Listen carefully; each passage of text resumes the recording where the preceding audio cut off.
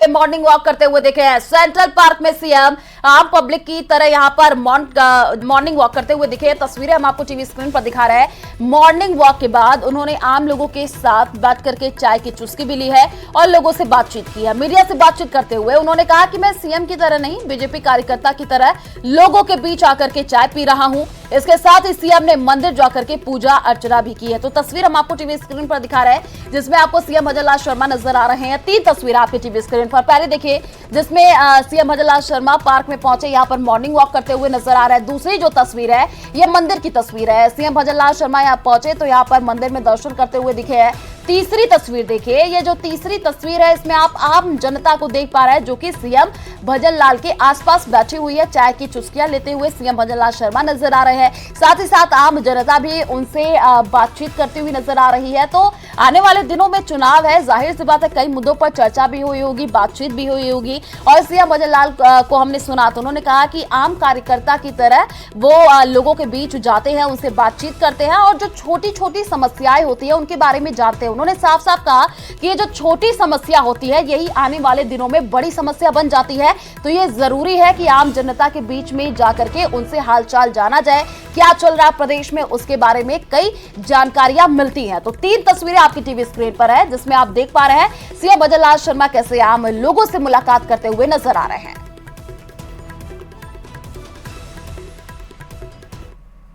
प्रधानमंत्री नरेंद्र मोदी जी का बाड़मेर में दौरा है। मैं इतना कह सकता हूं, राजस्थान में मोदी जी आ रहे हैं, ये मान लीजिए उनकी गारंटी आ रही है। बाड़मेर के अंदर भी मोदी जी ने जो हमारा सबसे पहला मिशन है पानी का, उसका भी उन्होंने बाड़मेर, जालौर, जैसलमेर वो काम भी उन्होंने किया है। मैं निश्चित रूप से कहना चाहता हूं, देश के यशस्वी प्रधानमंत्री नरेंद्र मोदी जी को हर तबके की प्रदेश में क्या समस्या है उसके समाधान की अगर कोई इस देश में गारंटी दे सकता है तो वो देश के यशस्वी प्रधानमंत्री नरेंद्र मोदी जी दे सकते हैं। और चलिए रुकते एक और बड़ी खबर की ओर। प्रधानमंत्री नरेंद्र मोदी का आज राजस्थान दौरा रहने वाला है। आपको बता दें कि बाड़मेर में 1 बजे करीब आदर्श स्टेडियम में जनसभा करेंगे और इसके बाद दौसा के लिए रवाना हो जाएंगे। वहां पीएम का पहला चुनावी रोड शो होगा और शाम 4 बजे बस स्टैंड से गुप्तेश्वर सर्किल तक रोड शो होना है। कार्यक्रम में सीएम समेत कई बड़े नेता मौजूद रहने वाले हैं। तो ये बड़ी जानकारी आपको देना है। प्रधानमंत्री नरेंद्र मोदी का आज राजस्थान दौरा रहने वाला है, क्योंकि अब महज 8 दिन बाकी है चुनाव में। और उससे पहले देखिए, पहला जो चरण है राजस्थान में वो 19 तारीख को, और प्रधानमंत्री नरेंद्र मोदी पूरी ताकत झोंकते हुए नजर आ रहे हैं। इससे पहले भी कई दौरा लगातार प्रधानमंत्री नरेंद्र मोदी का देखा जा सकता है और अभी भी आज का दौरा काफी महत्वपूर्ण, क्योंकि आज जनसभा को संबोधित करेंगे। कई मुद्दों पर बातचीत भी आज प्रधानमंत्री नरेंद्र मोदी जाहिर सी बात है करेंगे। और देखिए, इससे पहले भी तस्वीरें जब हमने देखी थी, प्रधानमंत्री नरेंद्र मोदी जब भी राजस्थान का दौरा करते हैं तो जाहिर सी बात है वहां का जो रंग है, ढंग, उसमें ढल जाते हैं। और इसके बाद दौसा के लिए आज रवाना होंगे। ये कार्यक्रम उनके हम आपको बता रहे हैं। दौसा में प्रधानमंत्री नरेंद्र मोदी का पहला चुनावी रोड शो होगा। जाहिर सी बात है कि दूर दराज से लोग आज प्रधानमंत्री नरेंद्र मोदी की एक झलक पाने के लिए पहुंचेंगे। बाड़मेर में 1 बजे का समय बताया जा रहा है जब प्रधानमंत्री नरेंद्र मोदी जनसभा को संबोधित करेंगे। तैयारियां जोरों शोरों से देखने को मिल रही है। आदर्श स्टेडियम में आज पीएम की जनसभा होगी। तमाम बड़े बीजेपी के कद्दावर नेता भी आपको नजर आएंगे। सीएम भजनलाल, सीपी जोशी और तमाम बड़े कद्दावर नेता प्रधानमंत्री नरेंद्र मोदी के साथ आपको दिखेंगे। और ये तस्वीर पहले की हम आपको दिखा रहे हैं जब प्रधानमंत्री नरेंद्र मोदी राजस्थान में ही देखिए जब रोड शो निकाल रहे थे, तब की ये तस्वीर है। कितना जन सैलाब उमड़ा था और आज भी सबकी निगाहें टिकी हुई है, क्योंकि आज प्रधानमंत्री नरेंद्र मोदी का यह दौरा काफी महत्वपूर्ण और काफी खास। चलिए रुक करते हैं अगली खबर की ओर। लोकसभा चुनाव को लेकर के पीएम नरेंद्र मोदी का चुनाव प्रचार अभियान जोर शोर से जारी है। केंद्र की सत्ता में लगातार तीसरी बार जीत हासिल करने के लिए मिशन में जुटी बीजेपी के आला नेता लगातार राज्यों का दौरा कर चुनावी रैलियां कर रहे हैं। इसी सिलसिले में पीएम मोदी ने करौली में चुनावी जनसभा को संबोधित करते हुए कांग्रेस पर करारा प्रहार किया। देखिए रिपोर्ट। कांग्रेस पर चुन चुन कर प्रहार, ईआरसीपी पर हमला जोरदार। जिस ईआरसीपी प्रोजेक्ट को कांग्रेस सरकार ने वर्षों से लटकाया था, उसे भी भजनलाल जी की सरकार ने 100 दिन के भीतर ही पास करवा दिया। पीएम ने बताया कांग्रेस का महापाप। वोट बैंक के लिए खेला तुष्टीकरण का गंदा खेल। सेना के शौर्य को खून की दलाली बोलते हैं शहजादे। करौली में जनसभा को संबोधित करते हुए पीएम मोदी ने गुरुवार को कांग्रेस पर जमकर प्रहार किए। भाइयों और बहनों, कांग्रेस के समय में तो जवानों के पास बुलेट प्रूफ जैकेट तक की कमी थी। दुश्मन की गोली से बचाने के लिए पुख्ता इंतजाम नहीं था। पीएम मोदी ने अपने संबोधन में कांग्रेस पर एक के बाद एक कई हमले किए। तुष्टीकरण, भ्रष्टाचार, टुकड़े टुकड़े गैंग के साथ खड़े होने वाली पार्टी के साथ उन्होंने तमिलनाडु के पास एक टापू श्रीलंका को देने की भी बात कही। जो द्वीप है, कच्चा द्वीप, वो टापू है, क्या वहाँ कोई रहता है क्या? पीएम मोदी ने कहा है कि यह चुनाव केवल इतना भर नहीं है कि कौन सांसद बनेगा और कौन नहीं। वर्ष 2024 का लोकसभा चुनाव विकसित भारत के संकल्प को नई ऊर्जा देने वाला चुनाव है।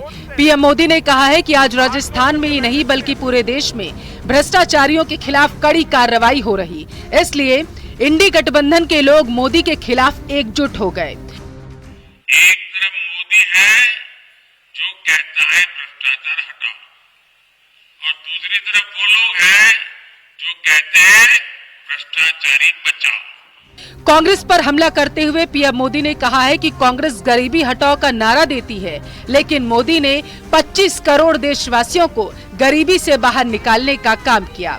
आपको बताते चले कि गुरुवार को पीएम मोदी करौली, धौलपुर से इंदू देवी जाटों के समर्थन में जनसभा को संबोधित कर रहे थे।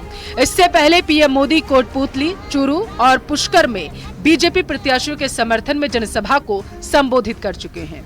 Bureau report, news 18 Rajasthan. और चलिए रुक करते अगली खबर की ओर। प्रधानमंत्री नरेंद्र मोदी पर दिए गए मीसा भारती के विवादास्पद बयान पर सियासी घमासान मचा हुआ है। बीजेपी ने मीसा भारती के बयान को आड़े हाथों लिया और उन पर सवालों की झड़ी लगा दी।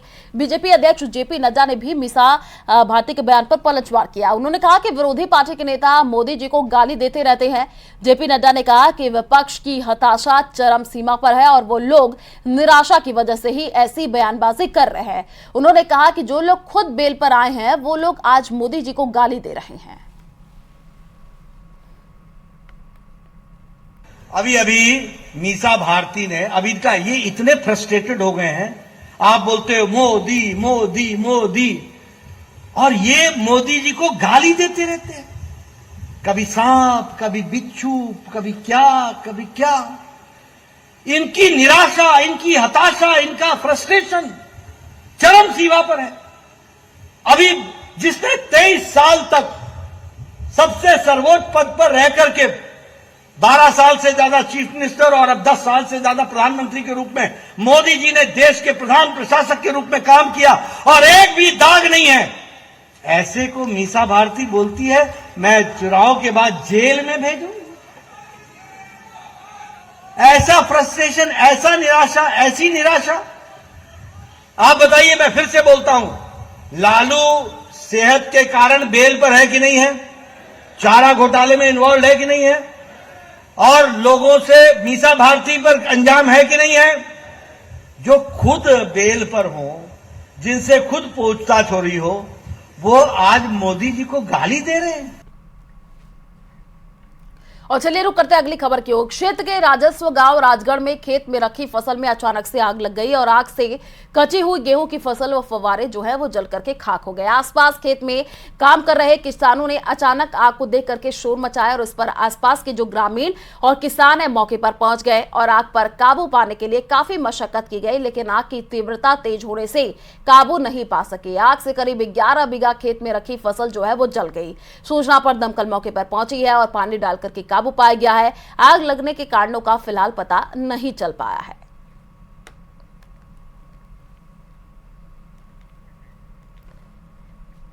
और शाहपुरा इलाके के कालचिया गांव के पास ट्रांसफार्मर से निकले चिंगारी से अचानक से आग लग गई और आग से आसपास में उगे पेड़ पौधे व जो झाड़ियां हैं वो जल करके नष्ट हो गई है। सूचना पर दमकल मौके पर पहुंची है और आग पर पानी डाल करके काबू पाया गया। इस दौरान क्षेत्र की बिजली भी बंद करवा दी गई। घटनास्थल के पास से हाई टेंशन लाइन गुजर रही थी। समय रहते आग पर काबू पा लिया गया, अन्यथा बड़ा हादसा हो सकता था।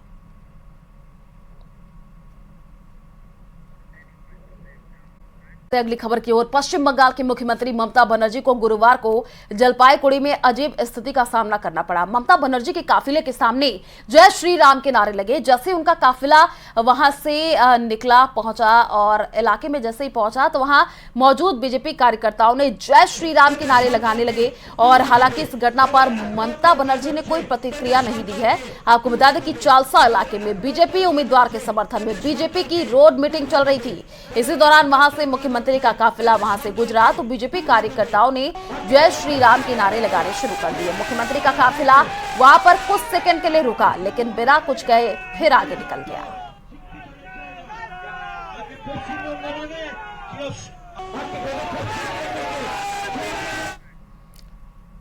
और चलिए रुक करते हैं अगली खबर की ओर। प्रधानमंत्री नरेंद्र मोदी ने आगामी गर्मियों के मौसम में लू से निपटने की तैयारियों की समीक्षा की है। उन्होंने इस संबंध में सरकार के सभी विभागों को एकजुट होकर के काम करने का निर्देश दिया और अस्पतालों में पर्याप्त तैयारी के साथ साथ लोगों में जागरूकता फैलाने के महत्व पर भी जोर दिया है। प्रधानमंत्री को आने वाले गर्म मौसम के पूर्वानुमान और सामान्य से अधिक तापमान की संभावना के बारे में जानकारी दी गई।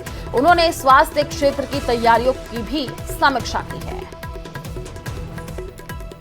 तो गर्मी से निपटने की तैयारियां अब की जा रही हैं और गर्मी को लेकर के देखिए सरकार भी पूरी तरीके से अलर्ट हो गई है। और क्योंकि आने वाले दिनों में गर्मी और भी ज्यादा बढ़ जाएगी, अस्पतालों को भी पूरी तरीके से अलर्ट रहना होगा क्योंकि मौसम में बदलाव होता है तो काफी लोगों की तबीयत भी खराब होती है। गर्मी और लू से निपटने को पूरी तरीके से सरकार तैयार है। और आप देखिए प्रधानमंत्री नरेंद्र मोदी ने हाई लेवल मीटिंग भी ली है जिसकी तस्वीरें हम आपको दिखा रहे हैं। और इसमें खास बातचीत चर्चा विमर्श किया गया है कि अस्पतालों को भी पूरी तरीके से हाई अलर्ट पर रहना होगा क्योंकि देखिए आने वाले दिनों में गर्मी और भी ज़्यादा बढ़ेगी। हीट वेव के चलते मौसम में कई बार बदलाव और उसके बाद से लोगों को काफ़ी परेशानियों का सामना करना पड़ता है।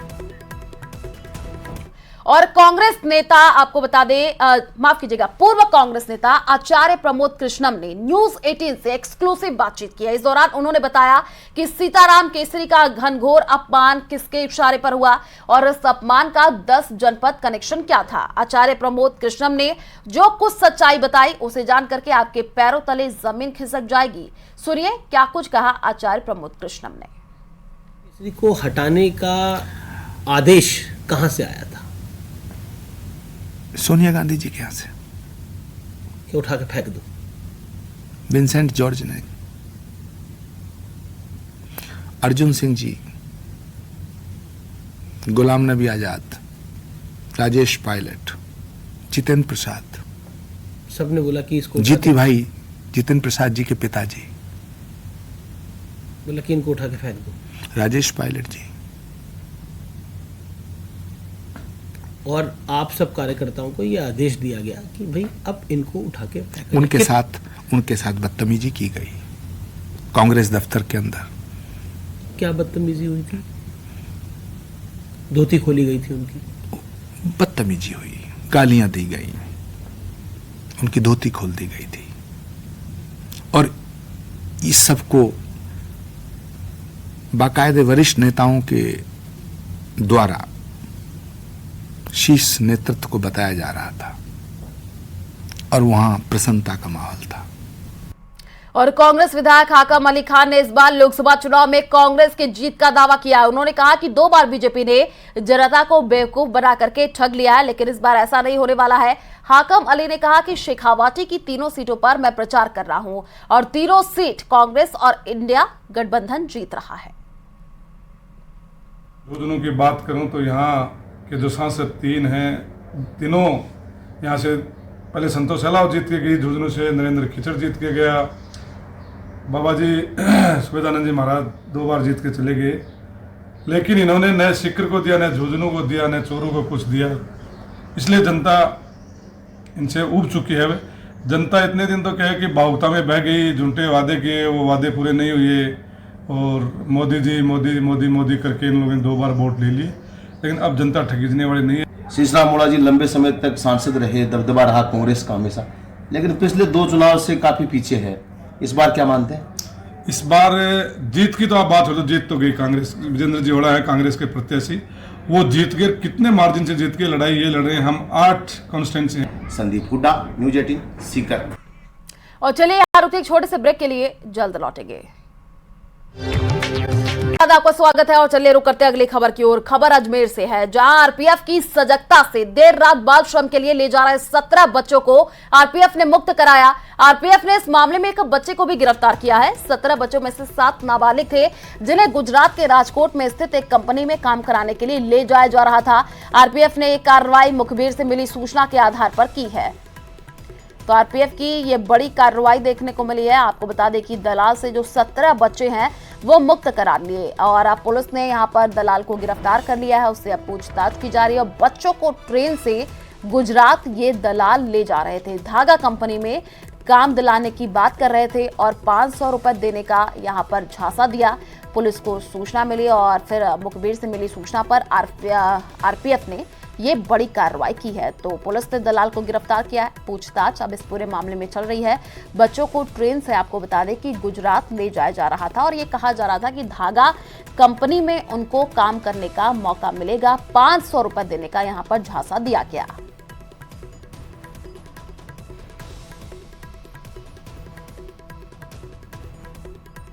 ये कार्रवाई की गई है। पोरबंदर एक्सप्रेस में बच्चों को बाल श्रम के लिए लेकर जाने की इंटेल इनपुट था, जिस पर कार्रवाई करते हुए जीआरपी, चाइल्ड लाइन, बचपन बचाओ की संयुक्त टीम ने कार्रवाई करी। कुल 17 बच्चों को, जिनको लखनऊ से राजकोट के लिए ले जाया जा रहा था, आरोपी भी उसमें एक आरोपी को पकड़ा गया है। उनमें से कुल 7 बच्चे माइनर मिले हैं और जीआरपी के द्वारा इसमें कार्रवाई की जा रही है।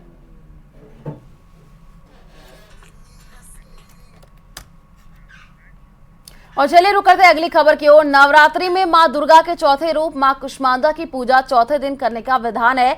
इस दिन सभी लोग विधि विधान से मां दुर्गा की पूजा करते हैं और भोग मिठाई और फल भी अर्पित करके आरती करते हैं। मां को भोग में मालपुआ भी बेहद प्रिय है, इसलिए पूजा में मालपुआ भी रखना चाहिए।